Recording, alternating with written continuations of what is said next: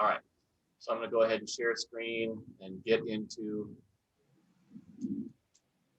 the program. I need to.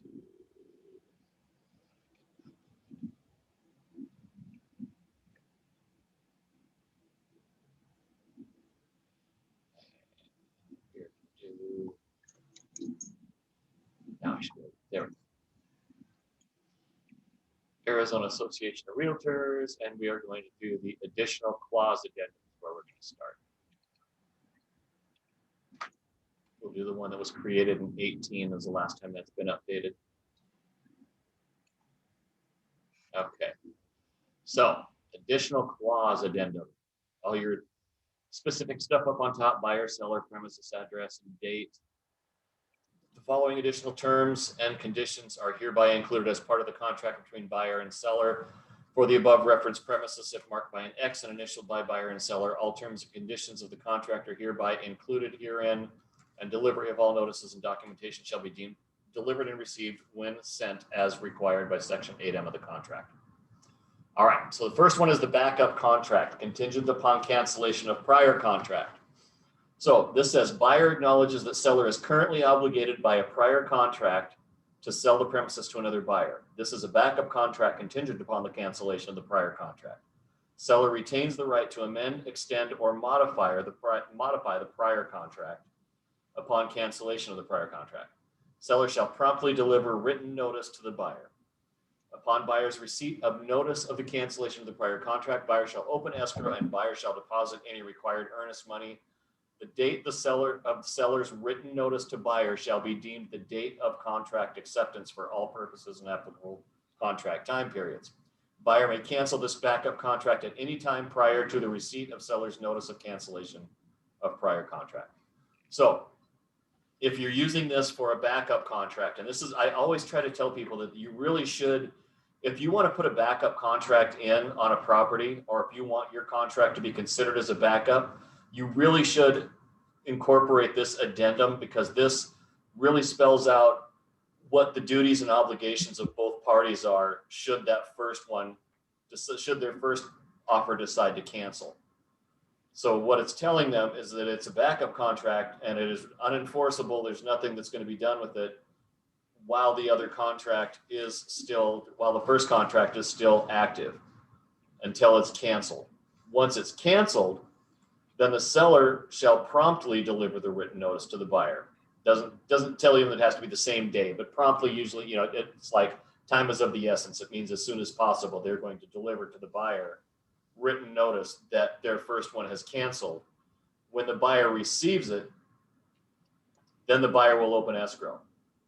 But now, what if they send it out at 10 o'clock on Friday night, and if the buyer doesn't receive it until they wake up Saturday morning, well, they can't open escrow on Saturday. They'd have to open up escrow on Monday, which is fine. So the seller can't get upset with them for not opening up escrow right away if it's not possible. But day one of that contract, if you notice what it says there, the date of the seller's written notice to the buyer shall be deemed the date of the contract. So day one would be Saturday of the contract, not Sunday, which would be the day after, because day one is not the day that you receive the contract. Day one is the next day after. That is day one. So in this case, day one would be Saturday. That makes sense? Mm-hmm. All right. Buyer may cancel the backup contract at any time prior to the seller's notice of cancellation of the prior contract. And that's simply done by just an email notification or written notification from the buyer to the seller, or from the buyer's agent to the seller's agent from the buyer, that says that they are really more or less that they're just revoking their contract. They're backing out. If it's after they have already sent you the notification that their first one is canceled, then the buyer is going to have to cancel this contract. If they've already opened up escrow, they're going to have to cancel by means of using the Binzer or one of those methods. But if it's before they've even opened up escrow, just simply get a written notification from the buyer saying that they wish to cancel the contract and send that to the seller, and everybody's out, and then the seller can go to their next offer or whatever they decide to do. Make sense? Any questions on that one? You're saying on the original purchase contract? Yes, on the bottom of the original purchase contract, there is that box that says additional clause addendum. So that's this addendum. So you would check that box. Now, let's say you've already submitted your contract and you've submitted your contract to the seller, and they're saying now they want to accept it as a backup offer. Well, if they accept it as a backup offer, that box isn't going to be checked because you haven't submitted this additional clause addendum. So what you would probably need to do is resubmit your contract with that box check and this addendum attached, and then have everybody sign it. All right, the next one is the signature of absent buyer, spouse, or co-buyer. Signing buyers shall, within 5 days or blank days of accepted contract to the acceptance of this contract, obtain the signature of the absent buyer or spouse or co-buyer on this contract, or deliver a disclaimer deed to the escrow company that eliminates the need for the absent signature. So if you've got, let's say you've got a husband and wife or two partners that are buying a property, but one of them is not available to sign the contract, you can still use this addendum and just have one person, have one buyer sign the contract. But this is saying that we've got an absentee buyer, but we're going to get their signature. So if, time is of the essence, especially right now with the way the market's moving, maybe one of the people who is going to be buying the property can't get it signed. They can't get to their email or whatever the case may be. You may have to use this just to get your offer in and hopefully get your offer accepted, and then get the buyer signature on everything post getting the offer accepted. Does that make sense? If the property is going to be in the name of a trust, Yes. I only need to have one party sign, right? Or do I need both husband and wife? Well, if it's going to be in the trust, somebody, you probably should have both people sign it. Anybody who is the authorized signer for the trust should probably sign it. And if the husband and wife are both authorized signers for the trust, then they probably both should sign it. But if there's one person who is the authorized signer of the trust, then you can just have the one. Okay. Can I fix that? Well, title, since I have this issue right now, I did not have the wife sign. I put in the addendum that it was going to be held in the name of the trust, which both are members of, or trustees of. Okay. Can I just have the title company do something and have her sign at closing? Well, the title company should notify you whether or not they're, it's really going to be based on the articles of incorporation from your trust. Okay. So, however that's set up, whether they're going to require both signatures or not. If they don't, if the trust does not require both signatures, then you only need the one. Okay. So title can tell you just based on the documents from the trust whether or not they're going to need the second signature on it. Okay, perfect. Thank you. You're welcome. All right. Corporate relocation and approval is the next section on here. The corporate relocation approval, seller is in the process of corporate relocation, and this contract is contingent upon corporate approval. Buyer agrees to cooperate with seller in providing additional disclosures or executing additional addenda required by corporation, provided that buyer incurs no additional cost or liability. If you have never done a corporate relocation transaction, they are they're really not any more difficult than a standard transaction. There's just more paperwork. And really what happens, and I've done tons of relocation transactions, and I have never used this addendum to do it. So, and frankly, because for most of my career, I didn't know that it existed. But it really cleans things up. You don't have to end up writing. And really the main purpose for this addendum is so that you do not have to create a clause to put it into the purchase contract. So yeah, this will just, really what this does is this says, yes, we have a contract, but corporate relocation has to have approval on it, which is always the case. Because if corporate has to approve it, more than likely the current seller is not going to be the signer on that purchase contract. It's probably going to be corporate that's going to be signing the purchase contract. So they have to approve everything, so there's gonna be a time lag. That's the other thing that you need to realize is when you're doing a relocation transaction, timeframes are extended out just basically because you're dealing with a relocation company that's more than likely in another state and probably another time zone. So it tends to make things drag out a little bit longer. So if you have a buyer, just, pre-warn your buyer, if you're dealing with a corporate relocation, things are going to take a little extra time, and just be patient with it. Any questions on corporate relocation? All right. Non-refundable earnest money. This is one that people are using a lot more, especially right now. The buyer's earnest money shall be non-refundable unless buyer elects to cancel pursuant to the due diligence section of the contract. The contract is canceled pursuant to the risk of loss provision or escrow fails to close due to the seller's breach of contract.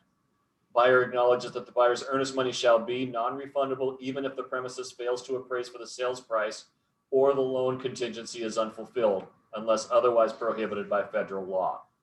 So there's a few things to unpack out of that little one there. The first part about it is really this is a great piece to use if your buyer is like, well, I'm okay with not asking for repairs, and I'm okay with not getting any credits, and I'm okay with not dealing with not having the contingency for appraisal in it. I'm okay with all that. I want my earnest money to go in there. I'm okay with possibly losing my earnest money if this cancels for any other reason other than those three things there that it states. Buyer elects to cancel pursuant to due diligence.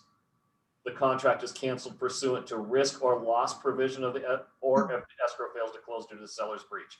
So if the seller breaches the contract, if there is something that happens and the property gets damaged more than 10% of the property value, then the buyer and seller, either one could cancel. Or if the buyer elects to cancel because of the due diligence section.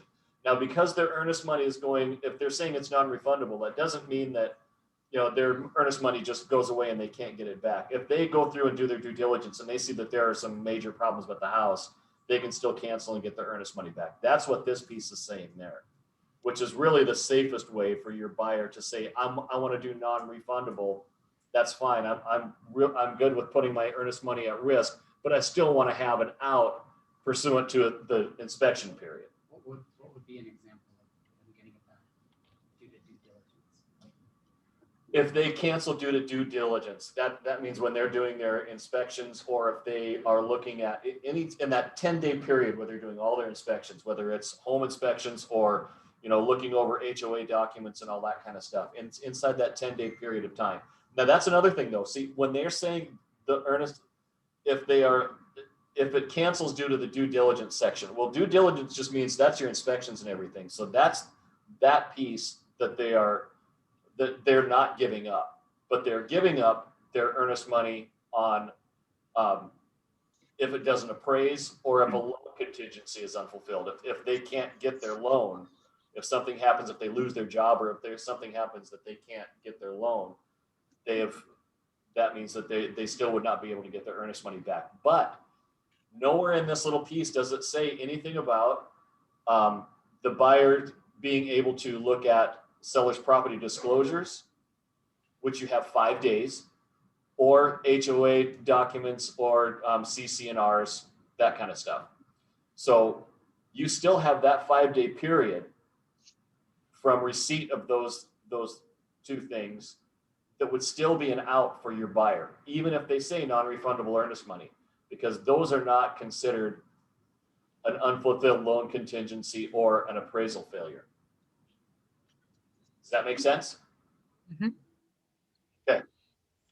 So that's really probably the safest way for your client to say, I want to go ahead and make my earnest money non-refundable. I see people a lot saying that they're going to release earnest money and that it becomes non-refundable right away. And that's really dangerous, because if you don't have any of these provisions in there for your buyer, your seller, if their seller was a jerk, they could cancel the contract on their own and still keep your buyer's earnest money just because they want to cancel and take another offer or whatever, just so that they can get your buyer's earnest money. So it's really dangerous to not have these little caveats in there to protect your buyer, especially the one about the seller canceling due to breach of contract. All right, a waiver of appraisal. Buyer agrees to waive the appraisal contingency pursuant to the financing section of the contract. In the event that the premises fails to appraise for at least the sales price, buyer agrees that buyer's down payment shall be increased in the amount equal to the difference between the appraised value and the purchase price. This is a good little piece, but I would much rather see you use Charlie's clause, because Charlie's clause will put a limit on what your buyer is willing to pay as far as difference in the two prices. So let's say you have a property that your contract price is $400,000 on, and you put in you just do this waiver of appraisal, add appraisal, and the appraisal comes in at 330. That's $70,000 that your client would have to make up the difference on. Whereas if you use Charlie's clause, it has a lot of the same verbiage here, but you can say they will protect up to $30,000 of the difference in appraisal. So if it appraised for anything lower than 370, then your buyer would not have to continue forward, which is, again, it's a safety valve for your clients. And you're all about trying to protect your buyer. So as long as the seller, is amenable to that, that you're in good shape. But it's always better, I think, to try to protect your clients rather than just throwing that blanket removal of contingencies out there. All right, Todd, Yes. could you repeat that clause, Charlie's clause again? I broke up here. Okay. So Charlie's clause, I don't have it pulled up here right now. I don't know if I can. Clauses. Okay. I think I have a place here where I can do it. Okay. I think I can add it here. No. I've got to have a blank section where I can add it in, put the clause in. Okay, yeah, it's not going to let me do it. Okay, but really, basically, what the clause states is, Charlie's clause states basically this thing, that the buyer agrees to waive the appraisal contingency pursuant to the financing section of the contract. In the event the premises fails to appraise for at least the sales price, the buyer agrees that the down payment shall be increased to the amount equal to the difference between the appraised value and the purchase price. And then Charlie's little caveat on the end of that says, providing that the appraised value or whatever, however it's termed, is at least X amount. So as long as the property appraises for, in this case, if we said the price was $400,000 and your buyer was okay with putting an extra $30,000 down if they needed to, then you would say, okay, so we'll protect up to 370. So if it comes in 370, you're $30,000 short. The buyer is going to be okay with putting the extra $30,000 in. But if it comes in below that, your buyer doesn't have the funds to put more money in than that. So you're going to want to protect them and make sure that you're not asking your buyer to put more money in than they have available. Does that make sense? Yes, thank you. Okay, you bet. All right.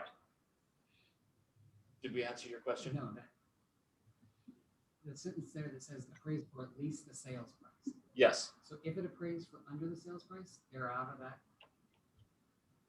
They're still. It says financing section of contract. In the event that the premises fails to appraise for at least the sales price, buyer agrees that the buyer's down payment shall be increased.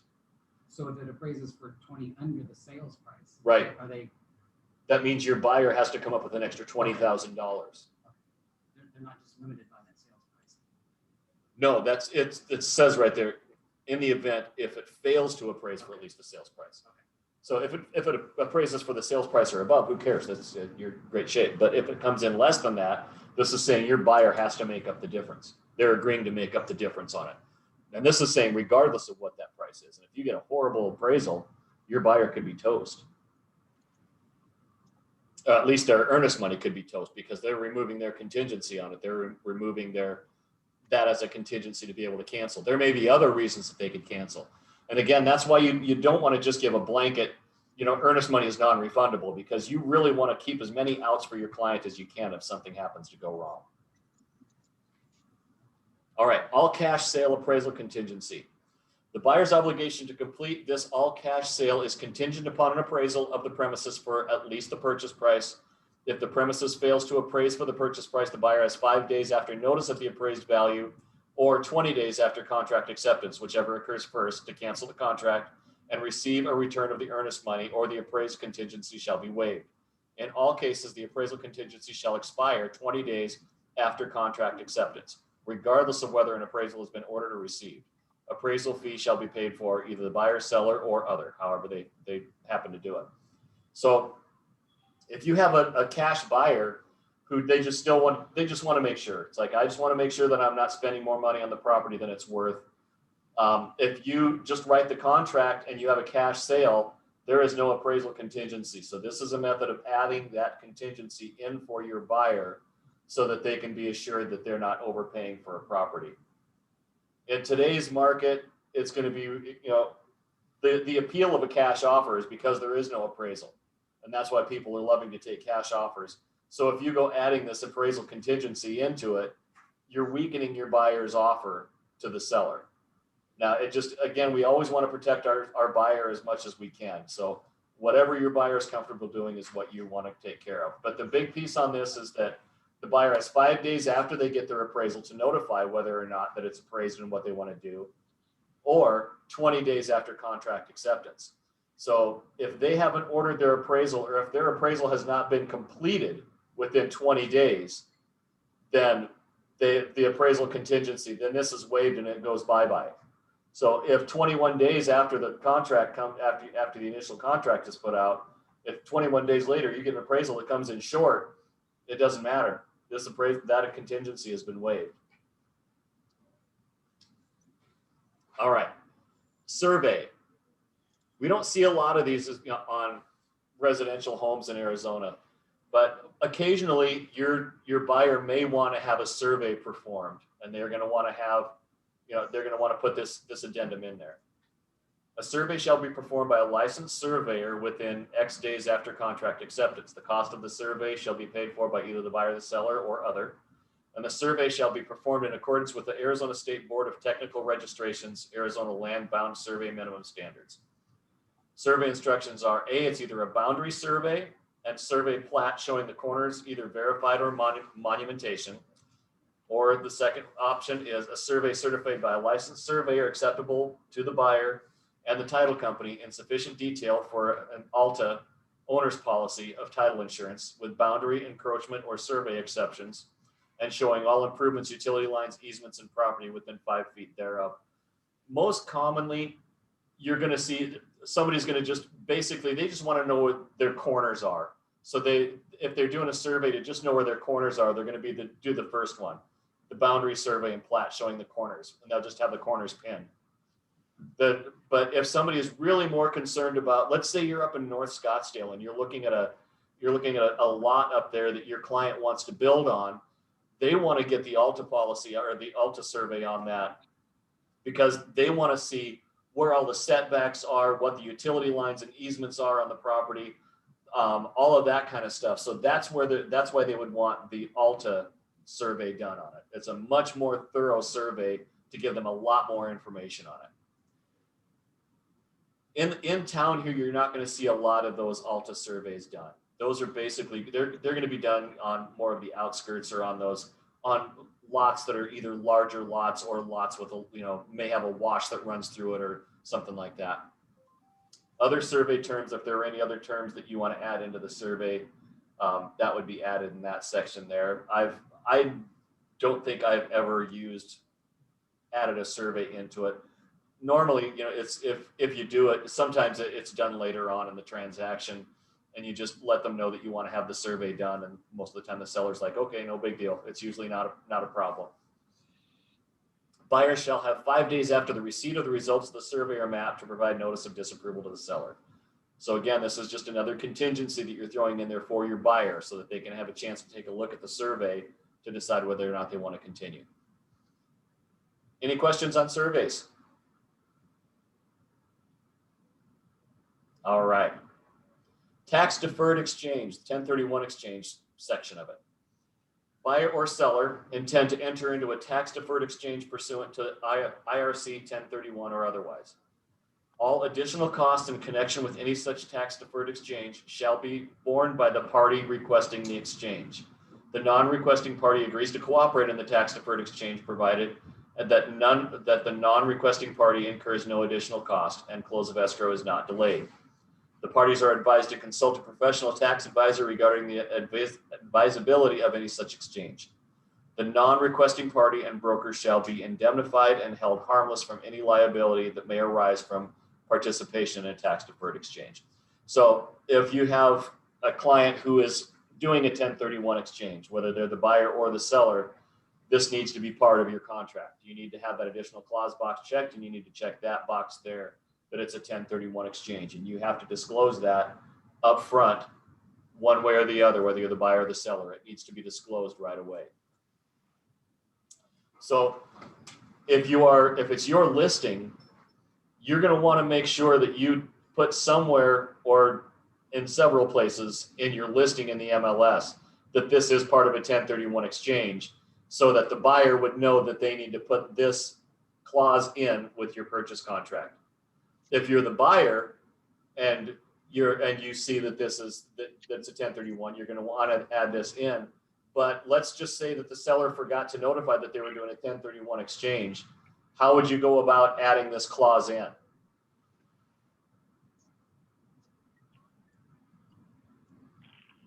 Short answer is that you would do an addendum. Do an addendum to the purchase contract and add the additional clause addendum with this tax deferred exchange clause marked on that in the addendum, and have everybody sign it. And then that would add this clause into your contract. Do those things make it less attractive for the buyer and the seller? Not necessarily, because like it says there, it's not going to cost the opposite party any money. All the money for a 1031 exchange is going to be paid for by the party doing the 1031 exchange. And most oftentimes, the person who is, like they say, the professional tax advisor, or the person who is handling the 1031 exchange piece of it outside of escrow, they are very well versed in how a 1031 exchange goes. So they will handle all that and get it done in a timely manner. But it shouldn't affect your close of escrow date. But if it does, this is saying that, then if that comes into play and it extends your close of escrow date, then this clause would not allow them to cancel and get their money back if they were the breach party. If you were the party that was harmed, you could still cancel. All right, any questions about the 1031 exchange addendum? All right, water. Water is undertaking general stream education of both the Gila River. Arizona is undertaking that general stream education of both the Gila River and Little Colorado River system, which are court proceedings to determine water rights. If the premises property is affected by an education, the party shall execute and file an assignment of statement of claimant form, and the buyer shall pay any associated filing fees. The Arizona Department of Water Resources and the Arizona Department of Real Estate Buyer Advisory provide sources of information on the court proceedings and other water availability or water quality issues. If water rights, availability, or quality are material to the buyer, these issues must be investigated during the inspection period.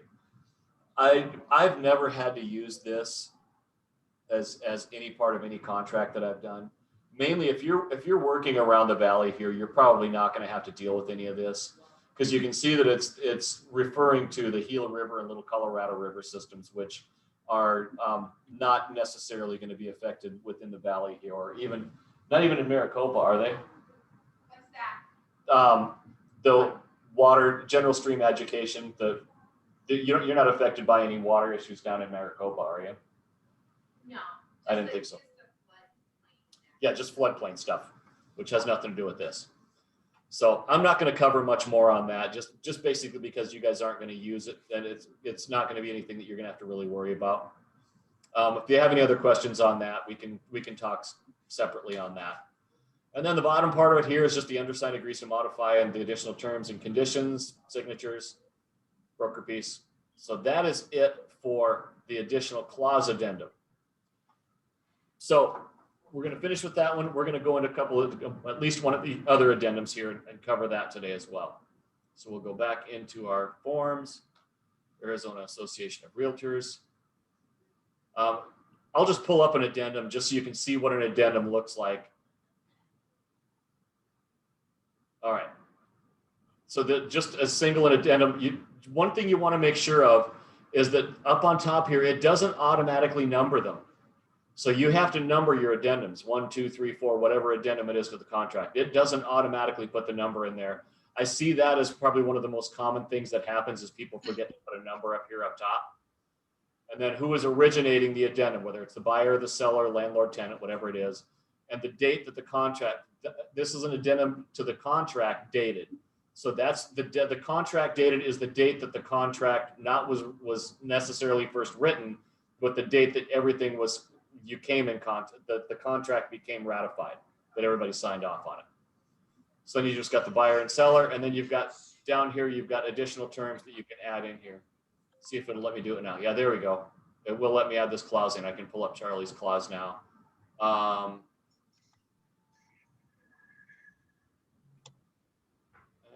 Waiver of appraisal. This is the one that I was talking about. So this is the way Charlie writes out that waiver of appraisal. Contrary to section 2I, buyer agrees to waive the appraisal contingency provided the property appraises for at least blank amount of money. Buyer agrees that the buyer's down payment shall be increased to the amount equal to the difference of appraised value, blah, blah, blah, blah, blah. So to figure out that amount of money, again, you have to figure out how much extra money your buyer is going to be willing to come up with should the property not appraise for the value. Does that make sense, Michael? It does, yeah. Yes, it does. Good. All right. So, and if you notice here, I kind of like that I have this available here. If you haven't done this yet, if you haven't put any clauses in here to insert clauses, you can actually, if you wanted to add new clauses into here,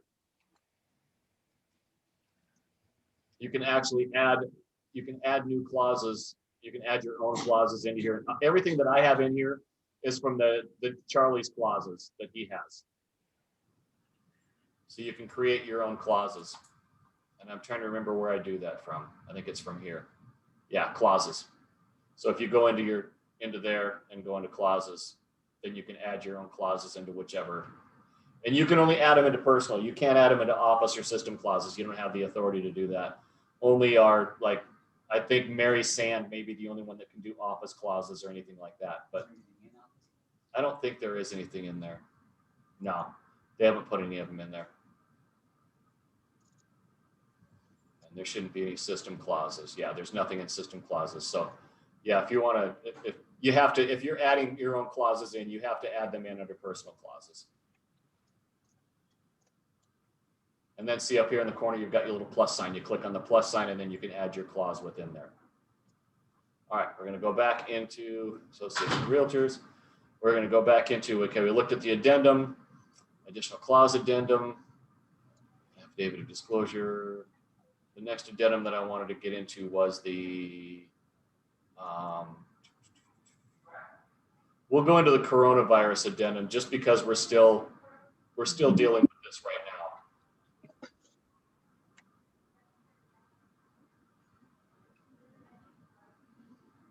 Has anybody out there ever used the coronavirus addendum on their contract? I did in the very beginning. Yeah. When it was all kind of the unknown. And nobody ever said boo about it, you know, and we never had to use it. Sorry, Todd, is this geared for sellers or buyers protection? The coronavirus addendum? It's really for both. It is basically, it slants a lot towards the buyer. There really isn't a lot in here that protects the seller. It's mainly a protection for the buyer. So sellers, and that's I think why you're not seeing much of it used right now is because we're in such a strong seller's market. Buyers are afraid to even ask for things. So asking to put this coronavirus addendum is really kind of, it really puts a damper on sellers wanting to accept it. But we'll run through it real quick here. So you've got your basic information up at the top, line 5. The current worldwide coronavirus pandemic has impacted real estate transaction in many unique ways, including but not limited to travel restrictions, self-imposed and governmentally required quarantines, and closures of both governmental and private offices required to fund, close, and record real estate transactions. Because of the unprecedented nature of the pandemic, buyers and sellers are hereby advised to seek appropriate counsel from insurance, legal, tax, and accounting professionals to better understand their rights and obligations. So that just tells them you need to contact the appropriate person if you're seeking advice on how to deal with it. A variety of issues outside the control of the buyer and seller may impact this real estate transaction and affect the parties' contractual performance. As a result, the following additional terms and conditions are hereby included as part of the contract between the buyer and seller. Only those items checked are hereby included as part of the contract. All other terms and conditions of the contract remain unchanged. So basically, you're not going to want to, you just only check the things that are going to apply. Now, you may not even use this to start with in your contract. This may be an addendum you add into your contract later on. So if you want to change your close of escrow date, the date of close of escrow is hereby postponed and extended to, so you can use it to change your close of escrow. So that you would just check that box and only that box, your close of escrow.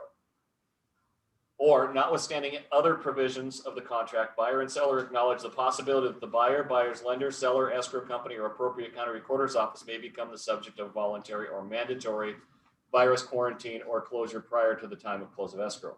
Should such an event occur that results in a party's inability to perform on the close of escrow date, the buyer and seller agree that the closing may be automatically extended by either party by a written notice for a period of up to 10 days after such quarantine is over or closure is lifted, unless the parties otherwise mutually agree in writing to further extend close of escrow. So that's saying that it could be whether it's the buyer, the lender, the seller, the escrow company.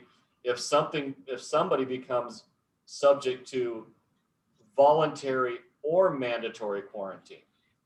So the buyer or seller, they don't have to be mandatory quarantined to invoke this clause.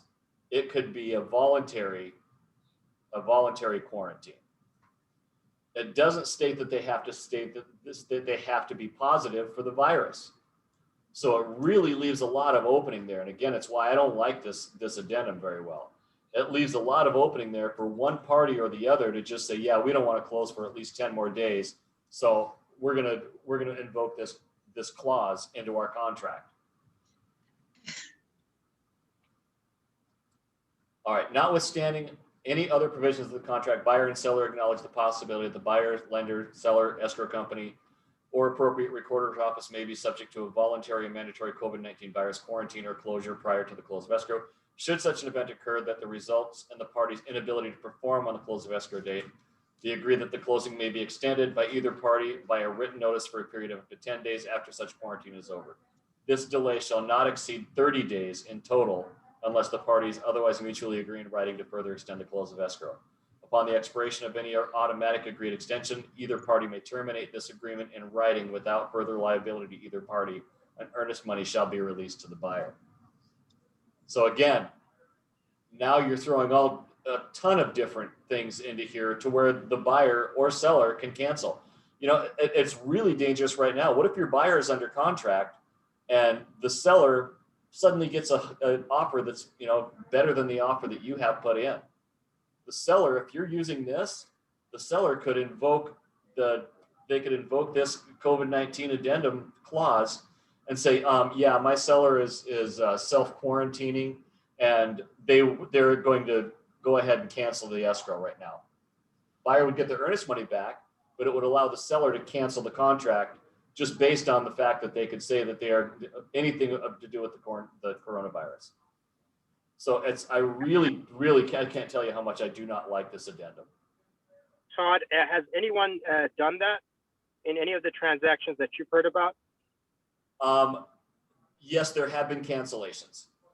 People have canceled due to, you know, one reason or another. I know that, you know, right now we've got a transaction where the sellers both have the coronavirus. They both have COVID. They're both quarantined in their house right now. They are scheduled to close next Wednesday, and they're leaving the house. They are exiting the premises on Friday, and the buyer wants to do their final walkthrough on Saturday. And the house is they're going to go do a deep cleaning on Monday. And then they're still anticipating on closing on Wednesday of next week. And I had advised our agent to talk to the seller and say, hey, why don't we see if we can get the buyer to postpone their final walkthrough until at least after the thorough deep cleaning is done on Monday, so that nobody's going into that house a day after people with the virus have vacated it.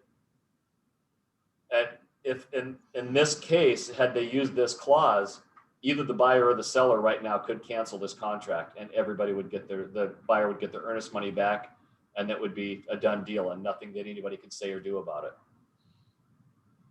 Wow, that's pretty crazy.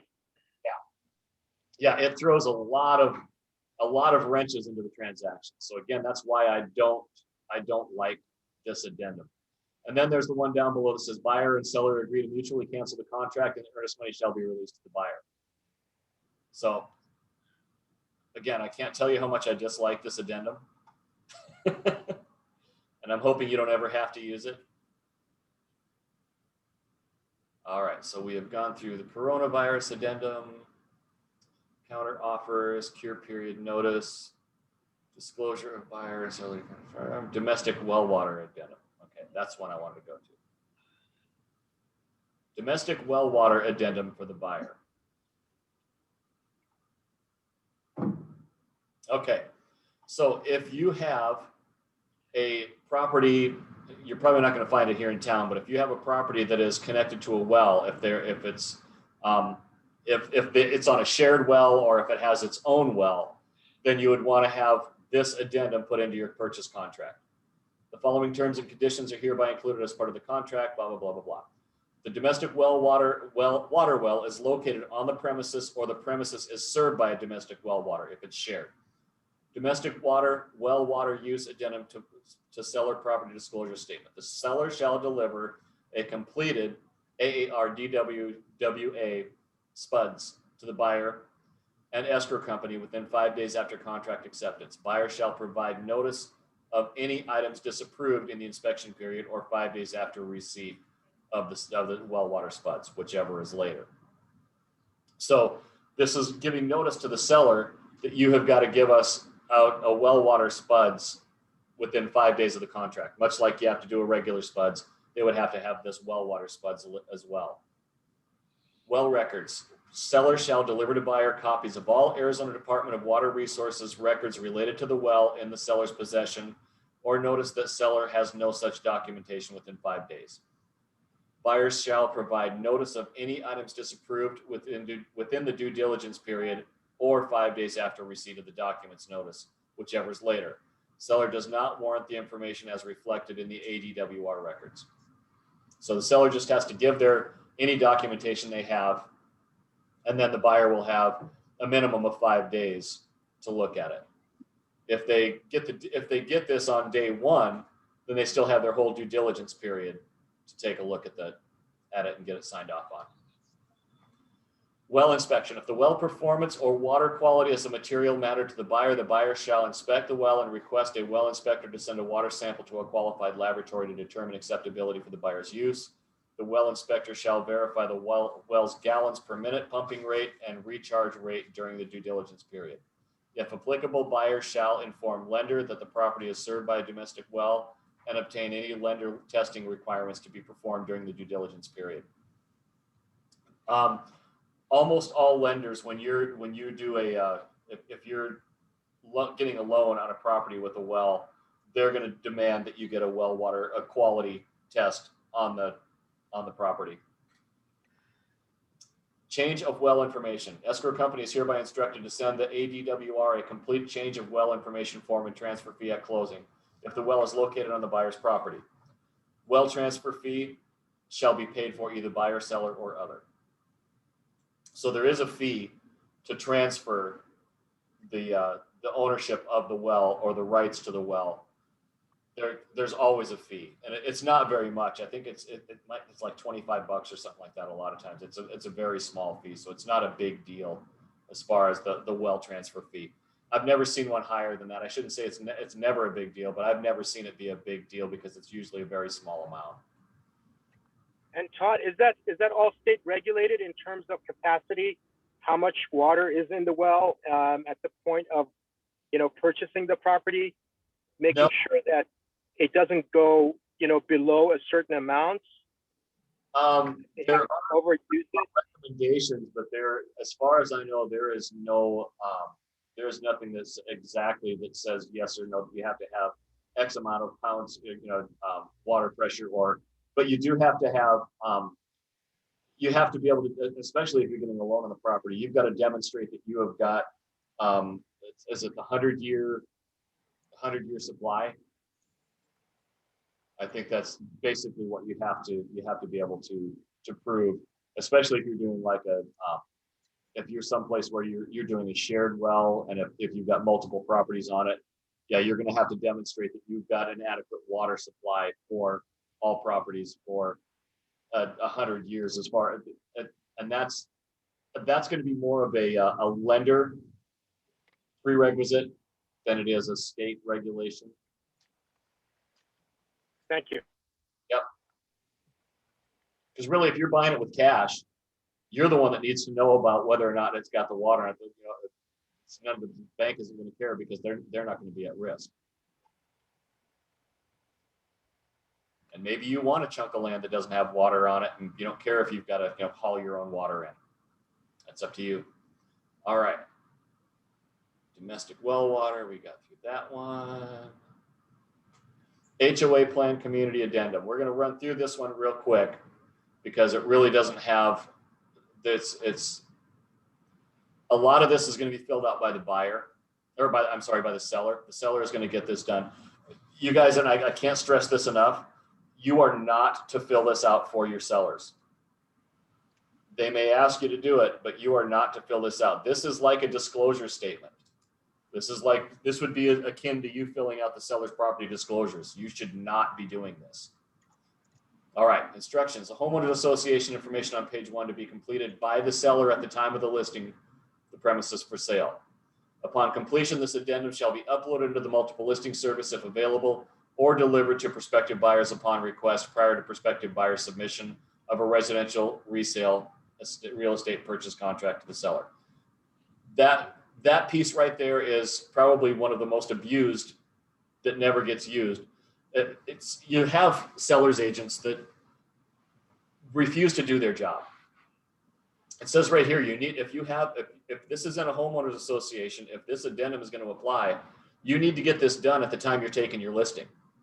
At the very latest, it needs to be done before you put it into the MLS so that you can have it available. And especially in today's market where everything moves so fast, you can have it available for the buyer to be able to submit their offer to you. I can tell you that there are a lot of times where, as a buyer's agent, you want to get your offer in, and you just want to get things done. So you're wanting to fill this out yourself for your buyers so that you can get this turned in, and you just go on to the MLS and you fill out everything from the MLS into here, and then you have your buyer sign it and you send it in. That's really the wrong way to go about it. And I really, really would advise you not to fill this out. I would just keep hounding the listing agent until they got you the HOA addendum so that you could get this signed off on. And the information here is, again, this is stuff that you won't, as an agent, know. You may think you know because you looked in the MLS and you saw somebody else's addendum in here, so you want to copy it and you think you're okay, but that doesn't mean it's accurate. So this is information that the homeowner would only know. What's the association, their contact number, how much are their dues, how often are they paid, are there any special assessments, is there a master association, same information there, is there any other dues, is there any other associations that you're going to have to pay money to, and what's their contact information. Is there a transfer fee? Is there a master association fee? Is there a capital improvement fee? Is there one for the HOA or for the master? Are there prepaid association fees, dues, assessments, or any other association fees paid in advance of their due date? Is there anything else that needs to be put in there? Again, this is all information that the seller needs to get from their homeowner management company. For disclosure fees, there's almost always going to be a $400 disclosure fee. And as we go through this, we'll see where that shows up later on. If you need to put a rush on it, it says as part of the disclosure fee, each association may charge a statement or other documents update fee of no more than $50 if 30 days or more have passed since the date of the original disclosure statement. The documents were delivered. Additionally, each association may charge a rush fee of no more than $100 if rush services are required to perform within 72 hours after the initial request. So if the property has less than 70 units, who is responsible for providing the HOA information? The homeowner. Yep, seller, the homeowner. If it's more than 70 units, the association is obligated. I'm sorry, it's 50 units. I thought it was 70. It's 50. If the homeowner association has less than 50 units, no later than 10 days after the contract acceptance, seller shall provide in writing to the buyer the information described below. If it's more than 50 units, the homeowners association has to provide it. And they need to provide it within 5 days after contract acceptance pursuant to section 3D of the contract. So again, here's another out for your buyer. If you're looking for outs for your buyers, if they haven't received the homeowners association information, they have 5 days to review it. 5 days from opening. 5 days from when they get it. So if let's say your inspection period goes by after your due diligence period goes by, and you still haven't gotten this homeowners association information, if you get it on day 11, you still have 5 days from the date you receive it to go through it, and your client still has the opportunity. If they don't agree to something within that HOA disclosure, they have the authority to go ahead and cancel. So isn't MLS requiring that to be in the documents saying Yes. before it goes live? So is that considered delivery to them, having it in the documents forms of MLS or no? It is, but if I'm the listing agent, I'm going to make sure that I deliver it as well. Even if I have it in there, it's well, if you get your offer and if you get your purchase contract offer and the HOA document is there, you know it's been, but that's just the HOA addendum. That's not your HOA documents.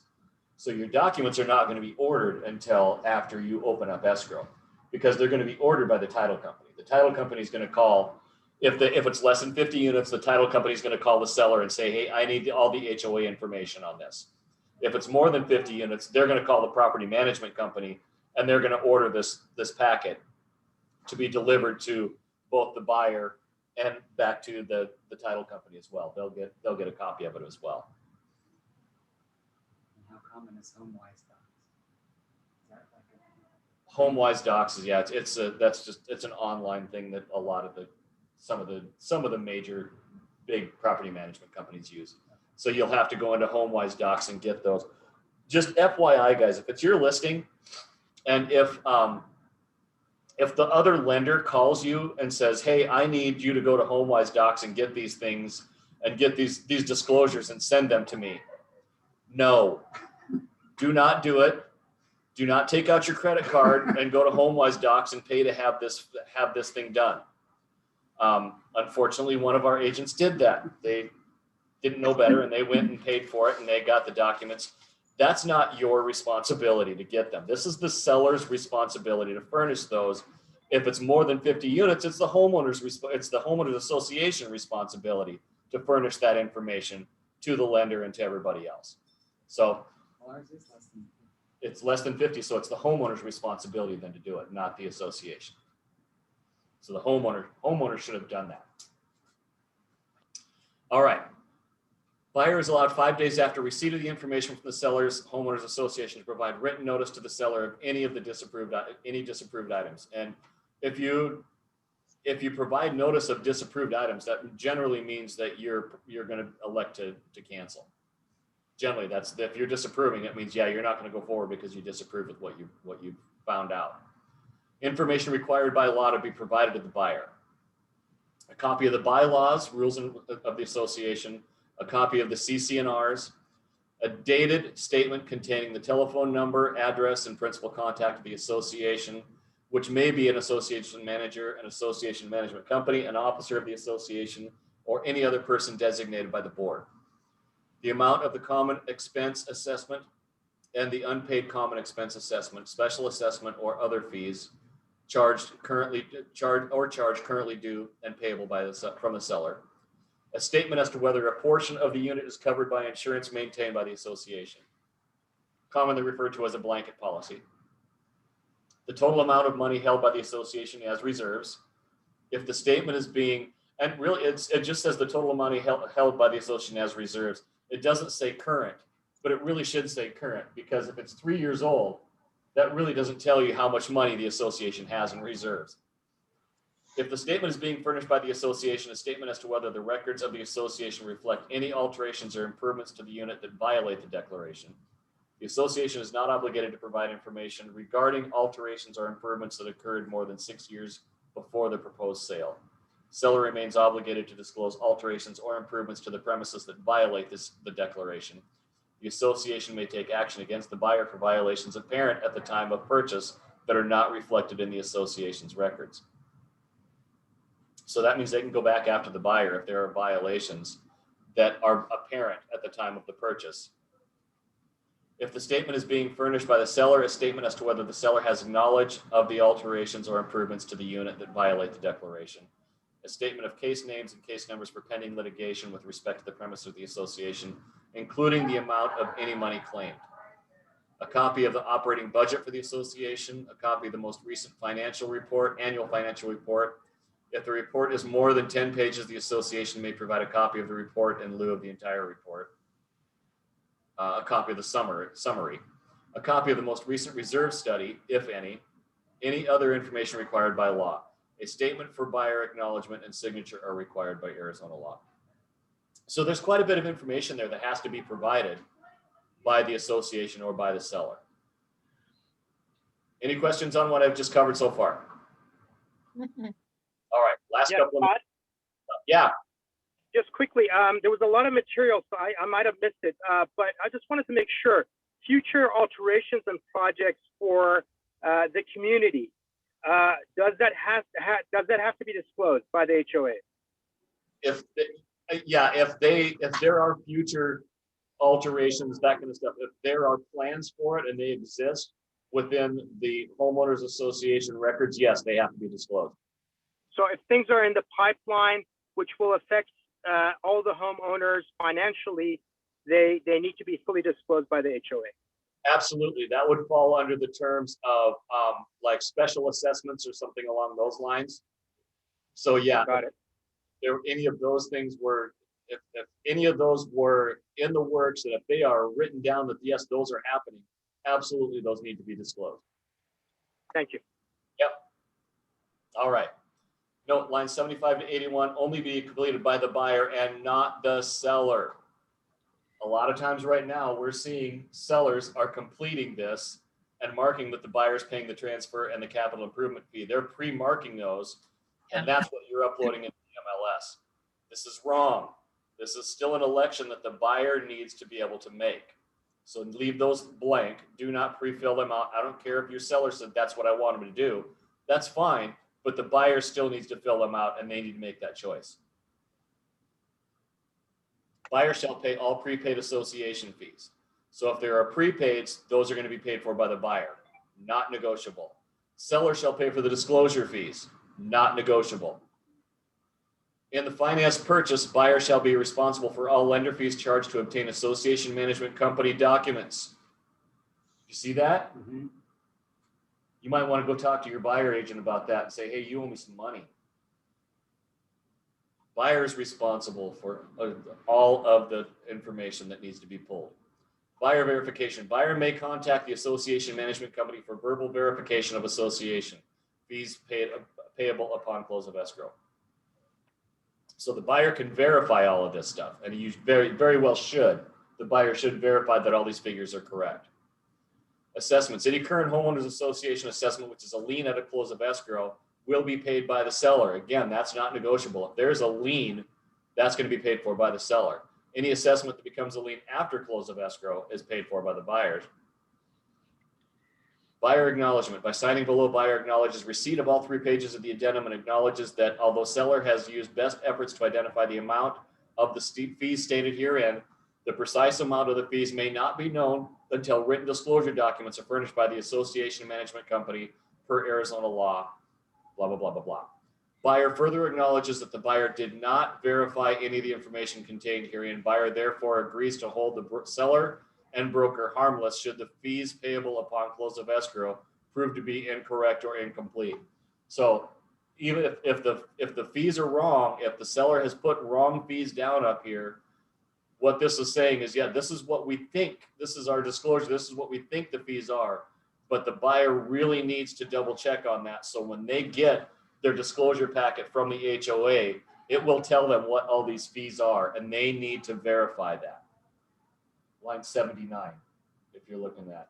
Yeah. That's what you need to refer to when you're And talking. how is to that different though than when we're saying all the things that we need to provide for being under 50? How is that separated out? Buyer shall response for all lender fees charged to obtain. Okay, so that isn't a lender fee that's charged to obtain the management documents. Because you didn't pay the lender for those documents, did you? No, I You paid HomeWise HomeWise docs. Okay, yeah, so that's not a lender charge. Okay. But I'd still go back after them and tell them they need to reimburse you for that. Somebody needs to reimburse you for that. All right, guys, that is it for this addendum, and we are just a little bit over an hour, so we're going to cut it off at the HOA addendum. So that means next week when we pick it up, we will pick it up following the HOA addendum. So make note of that. So next week when we start up again, we'll start off after the HOA addendum, and I'm going to take a look here with the next one. Lead-based paint is going to be the next addendum. All right, guys. Thank you, Todd. That's it for today. Thank you. You're very welcome. Thank you. Thank you, Todd. Welcome. Bye. Bye.